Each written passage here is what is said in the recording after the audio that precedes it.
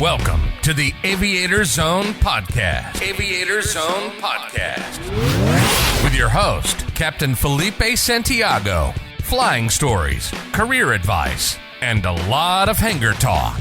Let's talk aviation.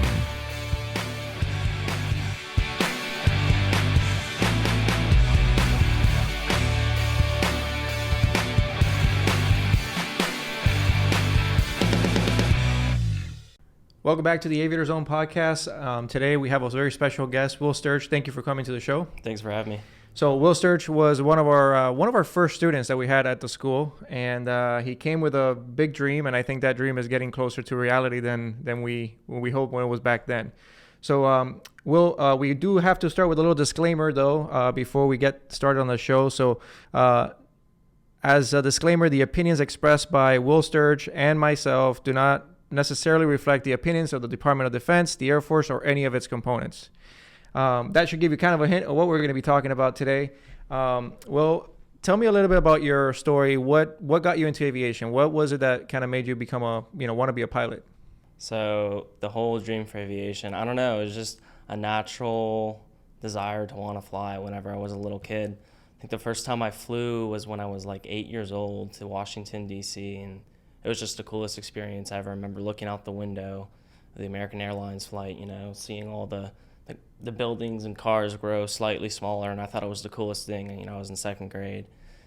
And after that, I went home, I bought a little flight simulator for my computer, had no idea what I was doing, had a great time with it, over the years learned, and, the desire for wanting to be in the Air Force. My grandfather flew for the Air Force during Vietnam, so a little bit of family heritage there, and as I got closer towards the end of my high school career, about to graduate, I said, you know what, this is what I want to do, and looked into ROTC at the college I was going to, and I've been there ever since.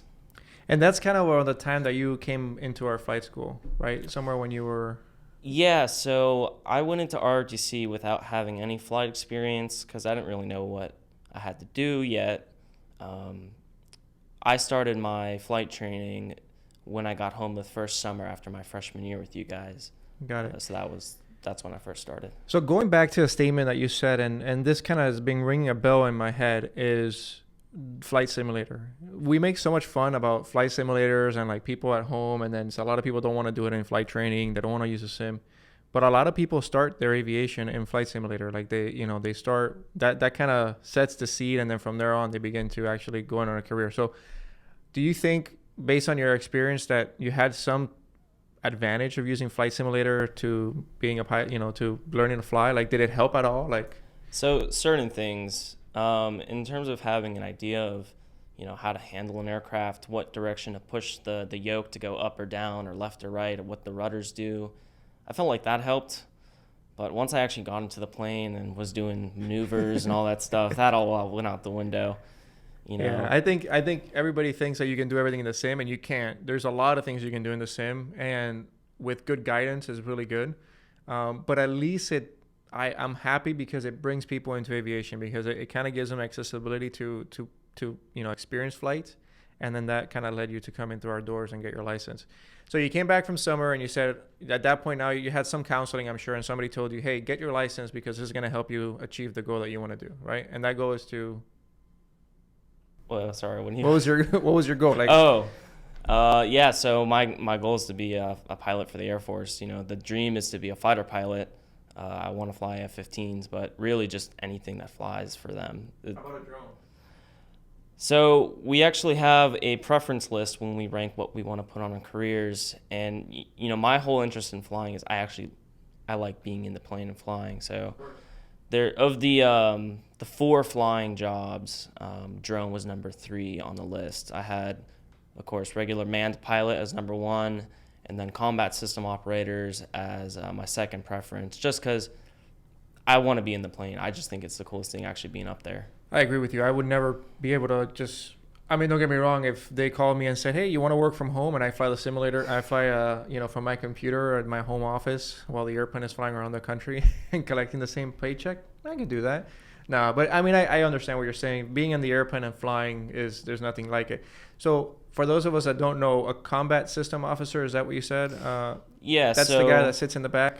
So there's all sorts of different planes, and combat system operator breaks up into a bunch of different jobs. You have weapon system operator or electronic warfare operator. Basically, for say bombers, you have your combat system operators are the ones that are putting the bombs on target. For your F-15E Strike Eagle, they're going to be the guy in the back seat that's putting bombs on target. For electronic warfare, they're going to be ones managing the electronic warfare systems. So CSO, CISO, combat system operator, what do you want to call it? Basically, they're the ones in charge of some of the more complicated weapon systems. Gotcha. And you said you had 4 choices. One was obviously a man pilot. Second was the combat systems officer. And then third was drone. And what was fourth? So the fourth one is it's called an air battle manager. It's basically Air Force's air traffic control in the back of an AWACS. Okay. So that's the E-3 Sentry. It's the plane with the big radar dome on top. And, they'll actually be in the fight with all the fighters and everything, and they're managing the airspace. Cool job, just not for me, I don't think. So that's why it was I think I would enjoy that more than being a drone pilot, to be honest. I don't know. Yeah, I mean, I got some friends that have now gone on commissioned as lieutenants, and, they've offered a very unique perspective into the drone community. It's actually a really cool community. I think for me personally, drone would be more enjoyable than that. That's just my personal preference, though. Do you think in the future we're going to continue to have fighter pilots when we have drones that are almost capable of doing the same missions? They can withstand a lot more. So they don't get tired. This is an interesting topic, and I think in the future we'll probably see the pilot out of the cockpit for fighters, but I really don't know. There's a lot of expertise that a pilot in the seat can offer as compared to, being in a pod thousands of miles away or just fully autonomous, I think we got a long way to go too. I think so too. Yeah. But I just think about it, especially military wise, you have no risk of loss of life, right? You just lose a lot of money, but yeah. And that's one of the things I think why they're really going for it is you don't have the loss of life and you don't have the human factor limiting some things like G's. Right. You have planes that can pull more than 9 G's, but if there's a human that can't pull more than 9 G's and they're just going to black out, then that's a limiting factor. So I think that's one of the reasons they're really looking into that for. Yeah, I can see it. And then also, it's not like the airlines where you don't have 200 passengers in the back seat or in the back of the airplane, right? So if you're going to have, if the idea is to eliminate risk of loss of life, I don't think taking a pilot of an airliner makes sense. Out of a fighter airplane, I think it does, because you have one less, there's no passengers. Exactly. Right? Yeah. There's no loss of life. But there are some things that I'm sure a computer can't do and a fighter pilot can do. Yeah, for sure. And, that's why it's more for the fighters and less so any like transports or anything like that. Yeah, especially when you have people in the back. That makes sense. What do you think about Top Gun? Did you watch the movie yet? Top Gun, it's a great movie. It's, there for the Navy. Look, it's a cool movie. I think it's a great recruiting tool for, really any of the armed services. I think for the entire industry. Yeah. Right? Like not just for aviation, naval aviation, but for everyone. Yeah. Since it's come out, I'm currently at my university. I'm actually the recruiting group commander there. So I'm in charge of all the new cadets coming in, all the recruiting operations. I've seen a pretty big spike in recruiting in the last month or so. I have one friend who I would have never even thought was interested in aviation. She's like, I want to be a pilot now. That's so cool. And then I got another friend who once a time ago, he was looking to join the Air Force, but he never really pulled the trigger. And now he's really fighting to I knew when that movie came out that was just going to be a boom for sure. For recruitment levels. Or the military is probably like, yes, finally we're getting some personnel. But like I said, I don't think it's only in the military. I think it's also in civil aviation as well. And we've seen it even at our flight school. I think we have a lot more people coming in to become a pilot. And I think also another contributing factor of that is obviously the pay raises that we have seen recently with the regional carriers. That's going to motivate people to come into the industry, which is a good thing. The demand is there and we need to fulfill those seats.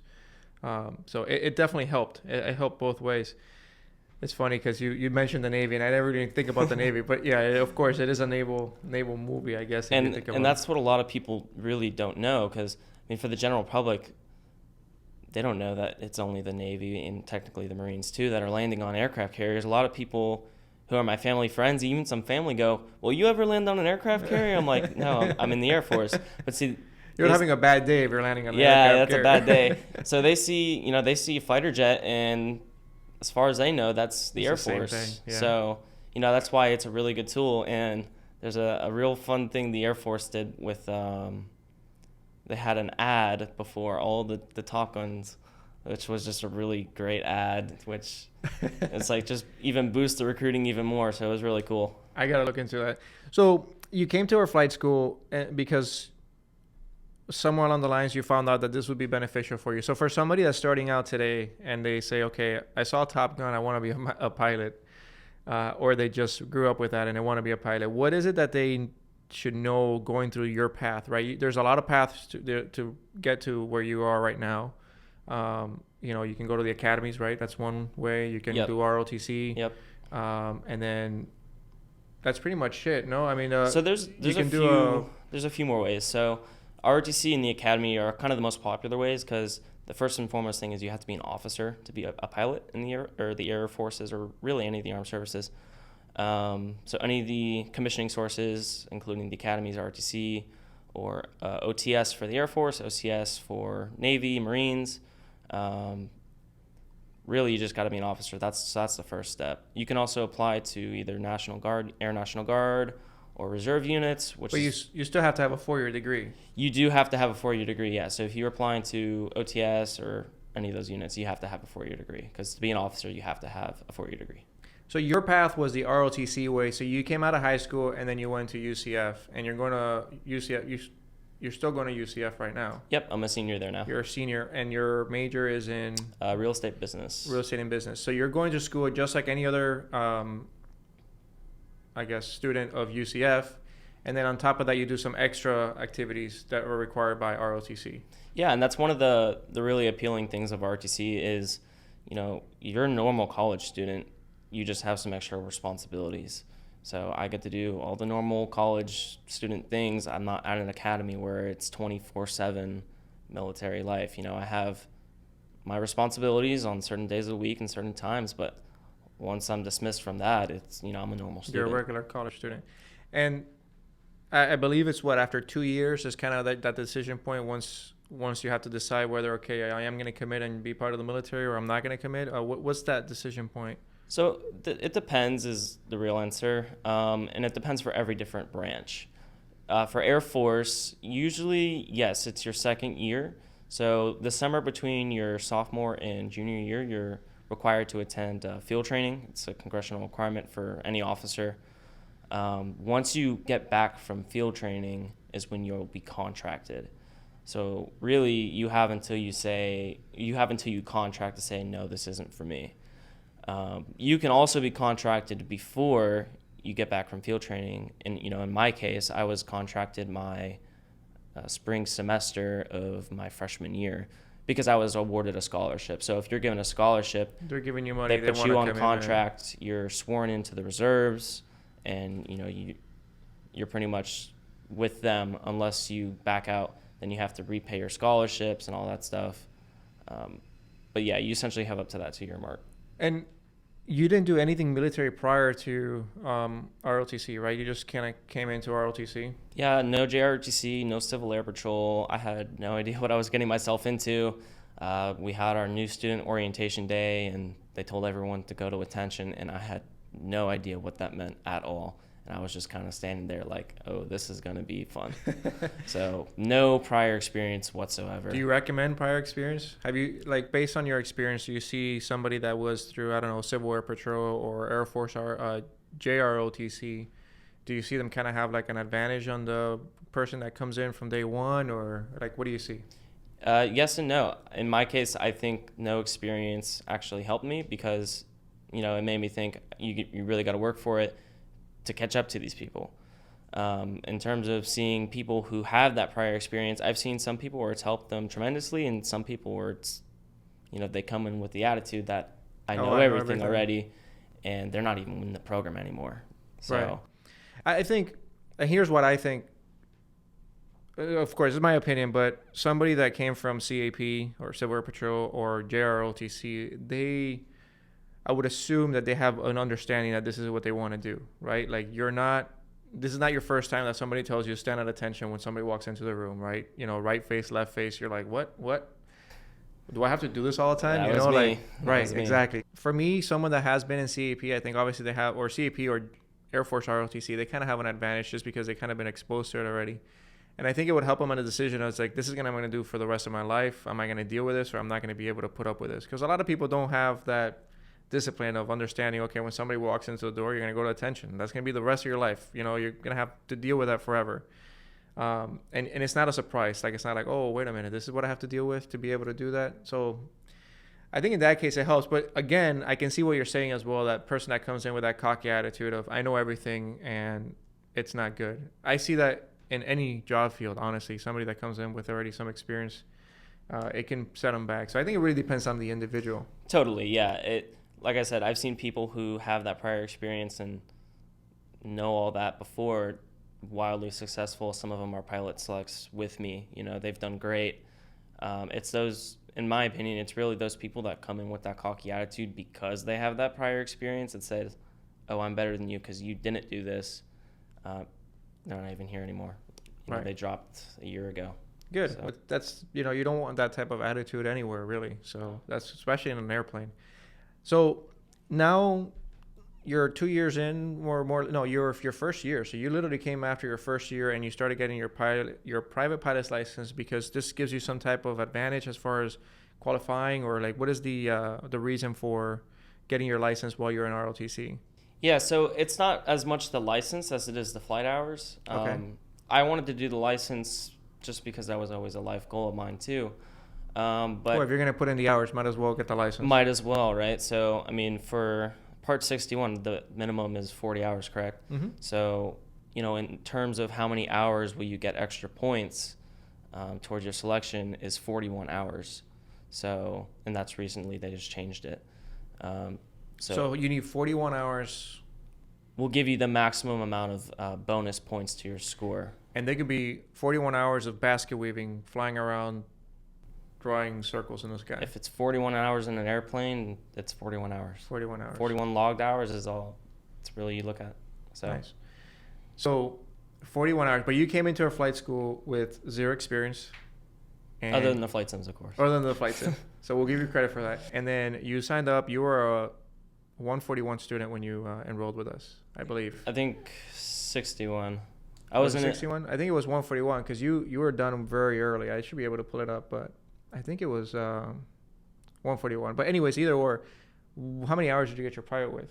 So I believe I took my check ride at 43.4 hours. Yeah. So it was very quick. I did the whole thing from discovery flight to license in hand, 56 days. So. And that's crazy. Like, the national average is around 60 hours. So to be able to do it in 40 hours, what does it take? What do you think made you so successful to be able to do it in so little time? So there's a few things that I think really help me out. The first thing was I didn't fly once a week. I flew 5 days a week, every week until I got my license. And it's like anything. If you practice and practice and practice day in, day out, you're going to be a lot more successful a lot earlier on.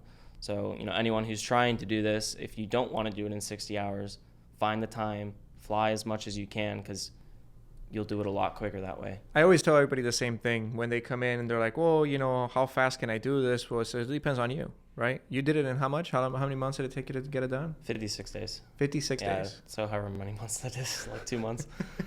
56 days. That's crazy. 56 days, 40, how many? 43? Yeah, about 43 hours. And what else? I mean, another thing I tell people, because they tell me, oh, how often should I fly? I say, well, at least 3 times a week. 5 is great, right? Because you're doing it every day.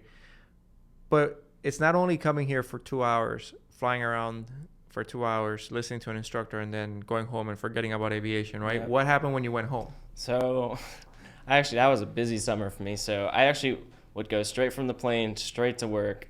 I'd work my, 6-hour shift, and I'd go home and I'd do ground school. Ground school. So that's what was important. So how many hours do you think you spend on a daily basis just in ground school? probably like an hour and a half, 2 hours a night. Yeah. So you think about it, sometimes even more. You're putting in almost 5 hours a day just in aviation, right? One of the things that I really recommend people is not just to go home and read the book, but look at old videos, watch videos. If you want to like take a break and relax, like go on YouTube and watch some fine videos. You'll be surprised what you pick up, a little thing here and a little bit thing there. And some things you might pick up are great. Some things you'll be like, they're gonna not be the greatest thing. But that's what your instructor is there for, to say, that's not a good idea. But you're always learning, right? It's constant. And I think that's really important. And I'm glad that you brought that up, because everybody thinks that they just come here for 2 hours, pay the airplane and the instructor, and then we're going to make you a pilot. You have to put in the time. And I think that's what you did. So you got your license, and then you went back to school, and you come up and fly with us every once in a while. Every right? once in a while, yeah. How was it coming back and saying, after, you were off probably for what, like 6-7 months before you flew? Yeah, so there'd be, periods where I haven't flown in a while, and, I'd come back and want to fly, get recurrent again. And, it's one of those where my friends are like, oh, can I go flying with you? And it's like, well, okay, I have 4 days of currency left, but no, you can't go flying with me because I'm going to go up in the 152 and I'm going to do pattern work for an hour and a half because that's what I need. Right. You have to be a safe pilot and make a decision and say, okay, what do I need? Or you might be current for, you might be legally current, but you're not proficient in flying. That's a big difference in the word. So that really is a part of our aeronautical decision making, saying, okay, it doesn't make sense for me to do this, I'm going to do that. So good choices there. Let's talk a little bit about your flight training. So what was the first solo like? So first solo, we were just doing pattern work. Who was your instructor? You were flying with Garrett, no? No, I was with Juan the whole time. Juan, okay. Juan, and actually I did my 10 night landings with you. So with me? I don't remember this. This was very early on. This is when the school had 3 planes, and it was a while ago. So, but yeah, mainly Juan, and then those 10 landings with you. But basically just doing pattern work, just like getting in the groove of things. And, Juan calls for a full stop, taxi back, or, something to get us on the ramp. And then he goes, okay, I'm getting out. Have fun.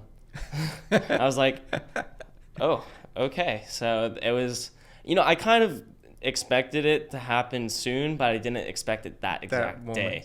So I was doing the Monday to Friday. I was expecting it on a Wednesday, and this happened on a Monday. So I was expecting 2 more days. Back. Yeah. So it was a little earlier, but the weather was great. It was the right day to do it, and I did fine. It was a little crazy, like, oh my God, I'm actually in this thing by myself now. But did you think that when you were actually doing it, or did you think about that when you were home and you're like, oh my God, I just flew an airplane by myself? Because I remember when I did my after the fact, totally right? When I did my first solo,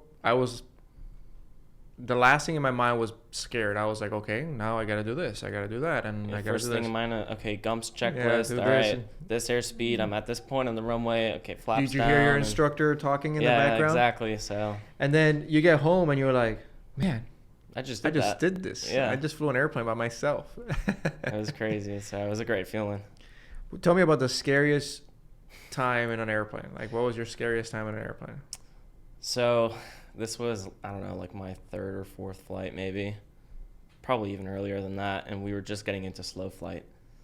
And, back to the whole simulator thing. There's certain things, like, oh, this is kind of what a stall is, but I'd never heard of a spin. Or, what gets you in one.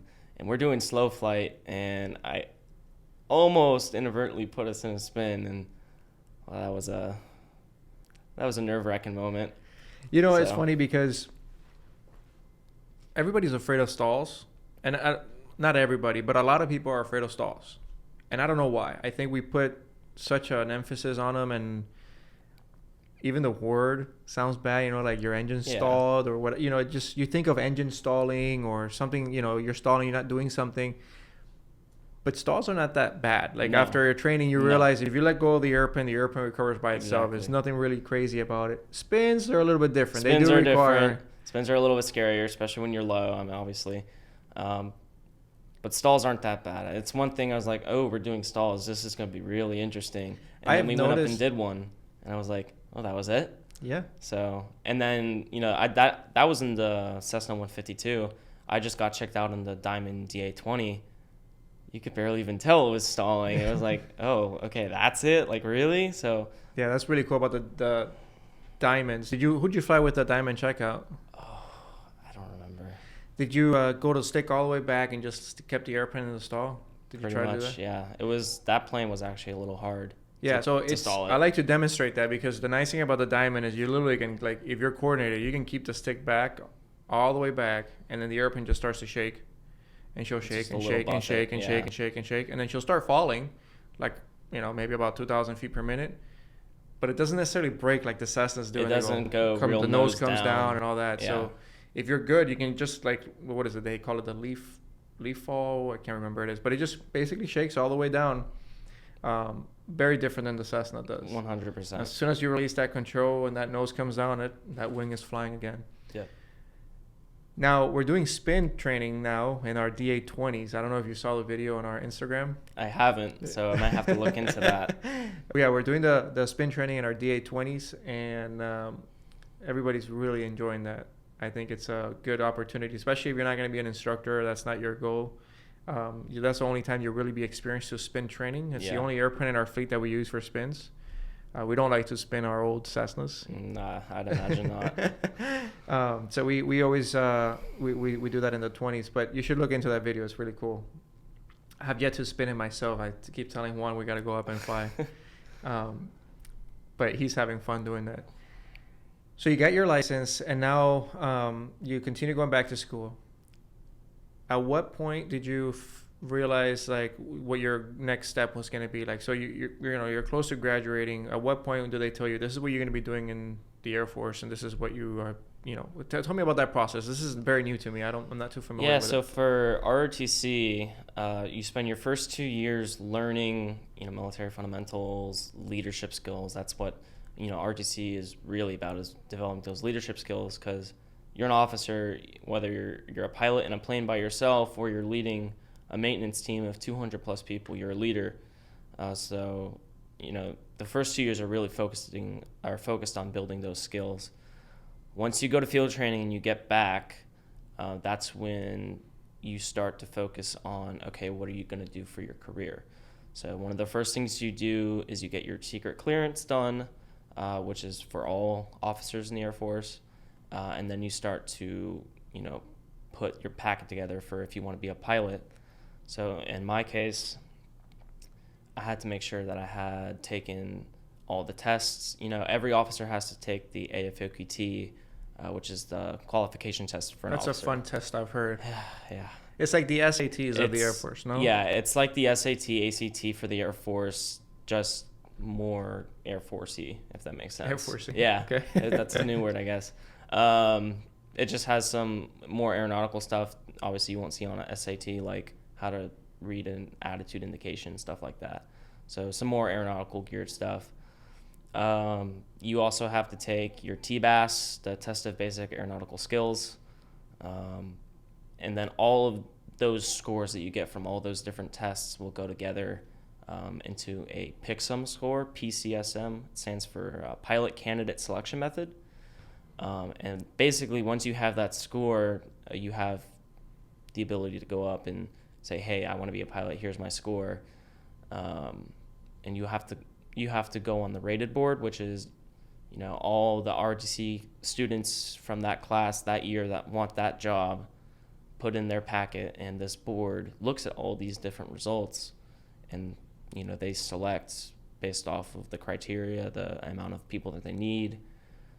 So that's when you really start getting into that process, is that third and fourth year. So you were one of those packets that got selected. I was one of the 450 that was selected, I think, out of like 1,500 this last year. 450 out of 1,500. Yeah. And that's nationwide. That is nationwide, so you're not competing with anyone at your actual school. which is really nice because this year our school did really well. We had 11 pilot pickups, so we did really well this year. So you guys kind of help each other because you kind of guide each other to get into that, to be able to get that. Yeah, slot. I mean, we do so in as much as we can. There's certain things you're not like allowed to do, like the AFOQT. Previously, you weren't allowed to study together, so obviously, like for that, we couldn't help each other. But That's to the interesting. extent that we can, yeah, we help each other. Like, hey, like this is what test you need to take. You know, Here's how to you're take trying to it. get into flying. Like, you know, this flight school looks like it might be good for you. So we help each other in that sense, for sure. So you're about to graduate, and then you've been already selected for that slot. Then what happens now? So you graduate. When will you graduate? So I'm supposed to graduate a little less than a year from now in the spring of 23. So what I'm looking at between now and actually flying, so I got to have my top secret clearance done, and I have to pass flight physical.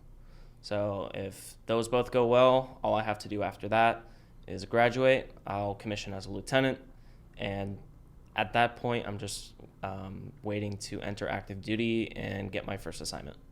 Which would be flight school. Which would be flight school, yeah. And where does flight school take place? Like, So right now there's 3 bases for undergraduate pilot training. You got Vance Air Force Base in Oklahoma, Laughlin in Texas, and Columbus in Mississippi. So those all sound like great places. they're in the middle of nowhere, but you know, it almost makes sense for flight training because these are high performance aircraft, and you know, anything goes wrong, you don't want to be somewhere where the ground is a factor. So It's funny. I've flown a lot of cross country, not obviously yes, cross country with the airlines, but cross country, low level cross country. yeah. And that's when you realize how much military activity happens in the United States, like all the time. You pass like Pensacola area, Central Florida, out Arizona, California. I mean, there's so much military There's a activity ton. going on. I remember once I was bringing an airplane back, and I just see a bunch of helicopters like going all over the place. They're all military helicopters, and I'm like, what are these guys doing? And I'm looking at my map, and there's no, you know, there's not a TFR, there's no what is it, the purple one, the training. Can't remember, I blanked out on the chart. I'm blanking too. But the not the restricted, the MOAs, Yeah, military there you go, operating MOA. areas. So I wasn't looking around. I'm like, there's no MOA here. Like, what are these guys doing? I just can't imagine what fun they're having. You know, it was close to the border too, so they might be even doing like patrols or whatever. But it's just crazy how much flying happens. And talking about that, you know, I know you mentioned earlier that you got to fly in a KC-135, right? I did, yep. So tell me a little about the KC-135, and I'll tell you a funny story that I found out something the other day. So we got an incentive flight opportunity where our RTC detachment said, hey, you know, we have a KC-135 that's going up. It's going to be refueling some bombers. We got room for 20 people. Who wants to go? So I You raised 2 hands or what? I saw that email and I was signed up all of 3 minutes later. I was very quick to jump on it. It was an amazing experience. Where'd you take off from? A Macdill Air Force Base in Tampa. So that's, I think, one of the 2 refueling wings that we have. So they have a ton of KC-135s. We took off from there. Don't really know where we went. But I think the KC-135 is an old 707. So, you know, in the inside, it's all stripped down. It's an old airplane. It's an old airplane. Yeah. I think the one that we were in was either from the late 60s or early 70s. Yeah, they're not But- new. My instructor, the person that taught me how to fly, actually was a commander of a KC-135. And in the flight school where I learned, we had he was the aircraft commander. We had a boom operator that also was an instructor there. And the airport ops guy, who was always hanging out of the flight school, was a navigator. So I'm like, hey guys, we basically have a crew. We can take one of these things up anytime. You know, all we're missing is an FO. I can swing the gear for you guys. Let's go. But talking about the KC-135, something that I found out recently, I was in Myrtle Beach, South Carolina, I believe that is. A lot of flight training goes on there, I guess, with the military. They're flight training a currency. And there was a KC-135, no, I'm sorry, there was a C-130 in the pattern doing touch and goes. It's kind of funny seeing such a big airplane doing touch and goes.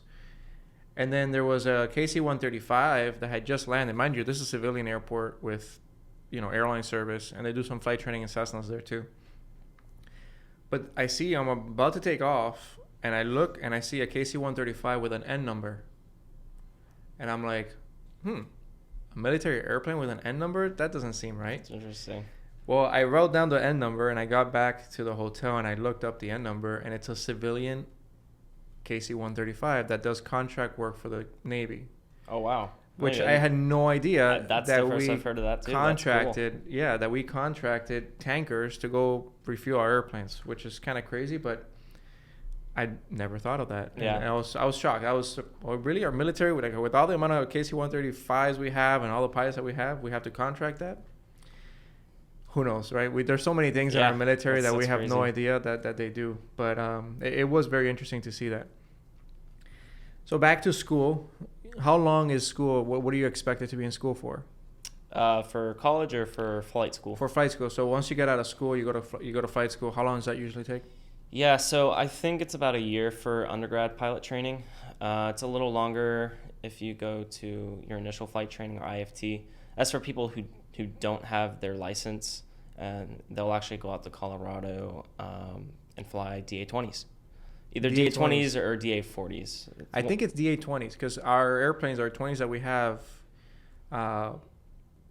the way they're registered on our system is as USAF, some like DA-20 something USAF or something. So there's somebody that uses them. And I'm pretty sure it's the 20, but I know it's one of the two.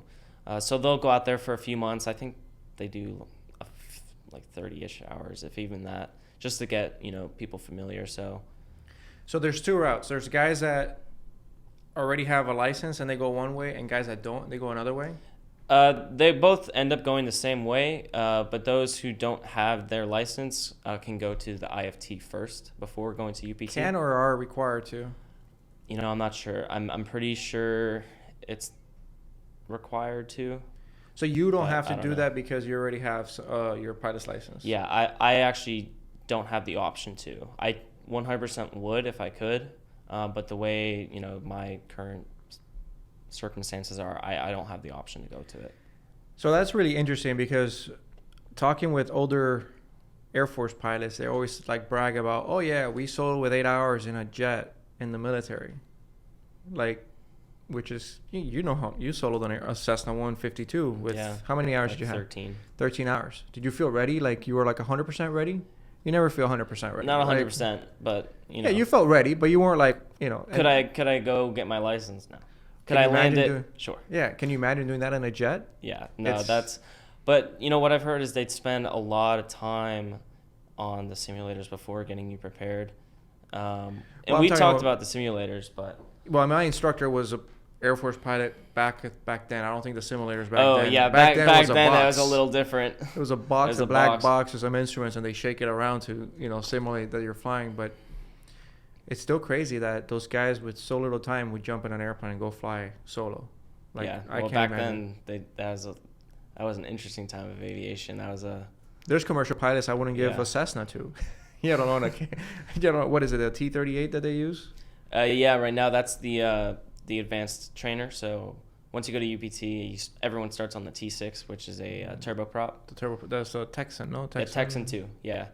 So that's what everyone will start on, and then based on how you perform there and what route you track, so you can either go fighter bomber or heavy transport, refueler. You'll fly different aircraft. So if you get fighter bomber, you'll end up in the T-38, which is the first jet trainer that they use.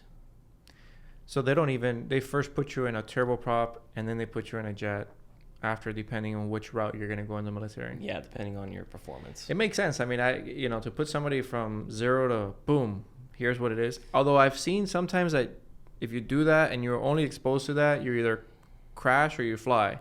Yeah. And the majority of the people just fly and they were like, okay, this is what I have and this is what I have to deal with. I see that with airplanes with constant speed propellers. If you learn with a constant speed propeller from day one, it's no big deal.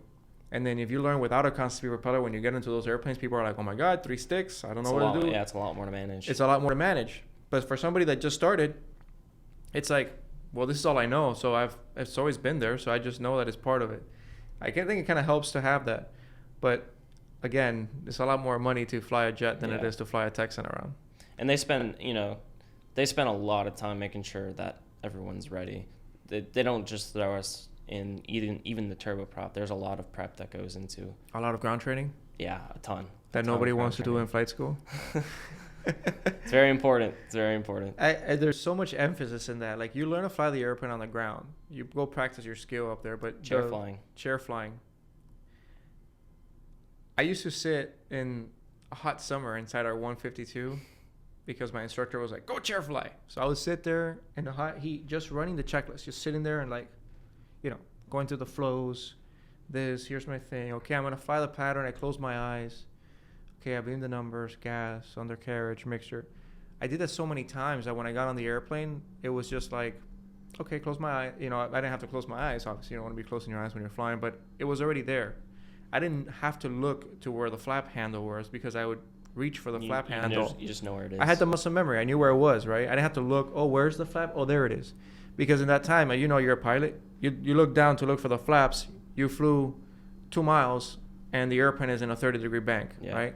So that really helps too. Do you have a cockpit layout of any of the airplanes yet? Not yet. So when I graduate, there's probably going to be about a year or so wait between when I actually start. So that's when I will be on the grind, doing as much preparation as I can. I'm sure it's very competitive to fly those things. Yeah, it is very competitive to get a jet slot. Even at this rate that you already jumped so many hoops, you just got to keep the grind never stops. The grind never stops, right? So then once you graduate from pilot school, you're already assigned an airplane. That's your job in the military at that point. Like, there's no oh, we changed our minds, we're going to put you through like bomber school or like. So really the only thing as far as I know that would influence that. So once you graduate UPT, you drop an airframe. And then you'll go on to the next school to learn whatever they have for you next on that airframe. The only thing that would change that, as far as I'm aware, is if they're getting rid of that airframe, or if you have a medical change, or if you do something really dumb. So as far as I know, that's really the only thing that would change that. Talk to me about call signs. How do you get a call sign in the Air Force? So call signs... everyone sees Top Gun and Maverick, all these different movies, and they're like, they're so cool. I want a cool cop sign.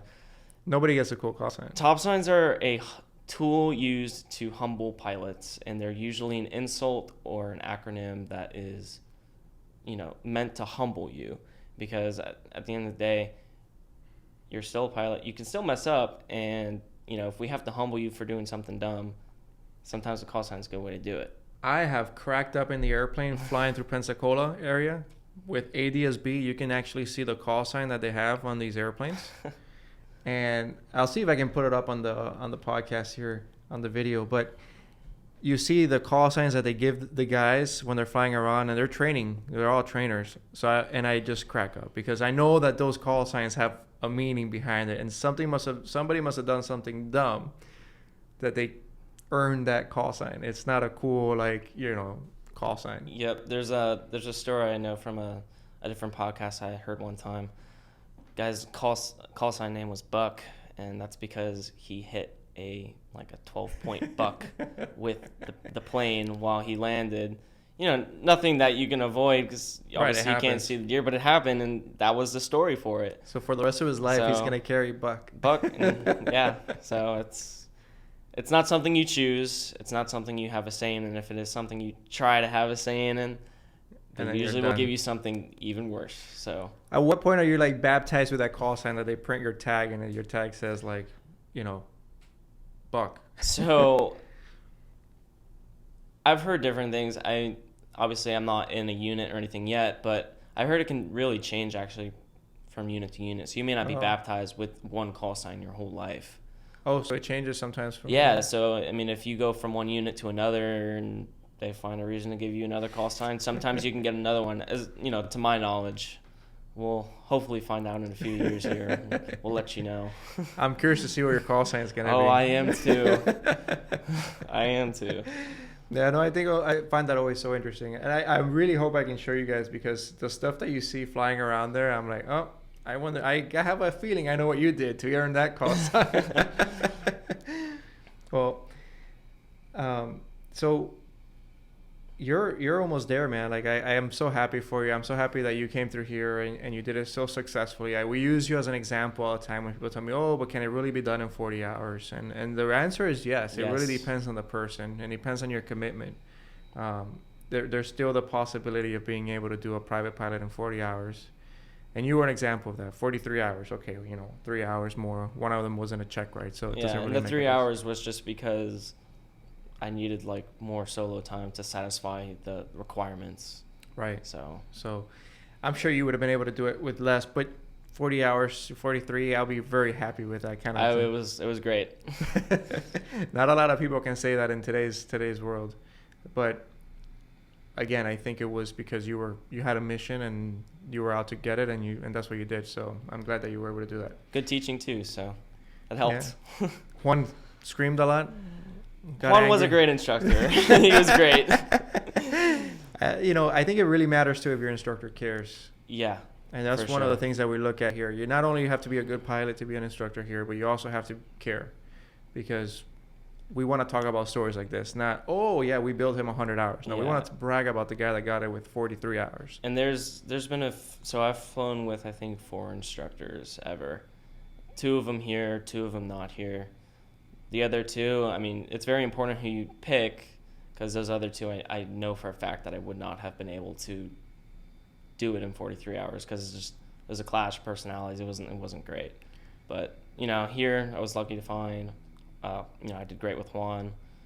The instructor I did my biennial with was great.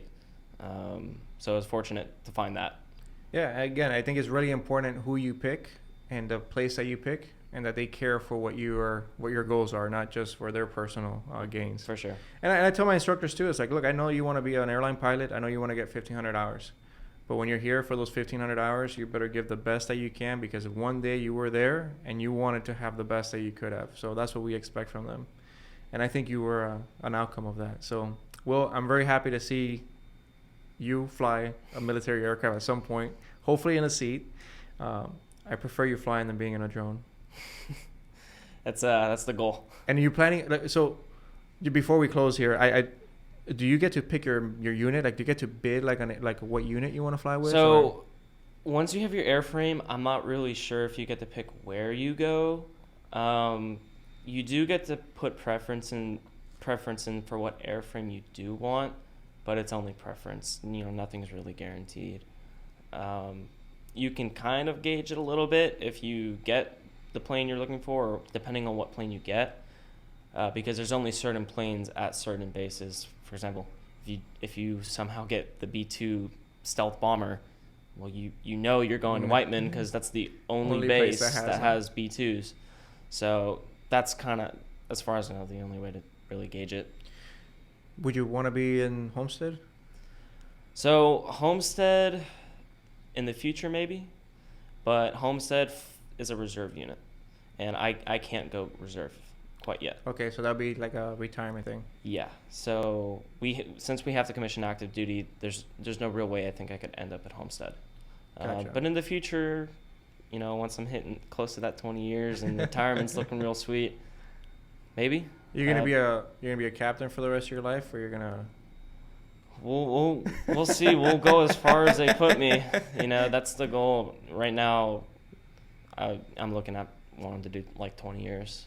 Okay, so you're long term. Yeah, we're required as pilots to do 10 after the completion of pilot training, but it's my dream job. I'll do it until they tell me not to. So cool. Well, that's the goal. I can't wait to see you flying one of those jets. Thank you so much for coming to the podcast. Thank you for having me. Good luck again, and like I said, I can't wait to see that. I want that photo back. I will keep you all posted. I want the first solo, the second first solo again. I will keep you all posted for sure. Awesome. Thanks for coming. Thank you. We hope you've enjoyed the show. For more of our content, search on YouTube for Aviator Zone. If you know someone we should have on the show, please reach out at podcast@aviator.zone.